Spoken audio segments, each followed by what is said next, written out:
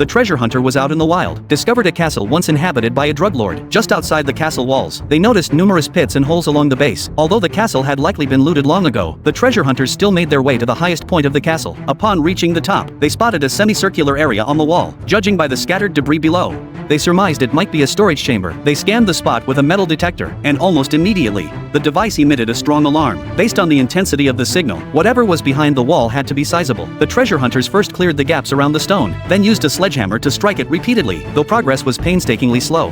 But at least the stone showed signs of breaking. After an hour of hammering, only a small piece finally chipped off. To widen the opening, they cleared away the debris, and continued hitting the stone with the hammer. Another half hour passed before the stone began to loosen. With the help of a crowbar, they finally pried open a narrow gap. Peering inside, they found a jar. Given its size, if it contained cash left by the drug lord, they could strike it rich immediately. Carefully removing the stone, the moment they pulled out the jar, they knew it wasn't ordinary. To their surprise, there was more than one jar inside. The chains wrapped around them suggested the contents were highly valuable to their previous owner. Upon opening the first jar, what poured out left the treasure hunters stunned. What looked like silver coins. The second jar held nearly identical coins, though their exact value was unclear. If these jars were antique, the find would still make the hunters a fortune. Just as they gathered the coins, the metal detector alerted again. This time in the jungle around the castle, the treasure hunters began digging into the soil, and almost immediately uncovered another small silver coin. Clearly, more items lay buried below. After clearing away the soil, he uncovered a sizable container. Seeing its dimensions, the treasure hunter knew he'd struck it rich. Judging by its appearance, the chest had been buried for a very long time. After prying it open,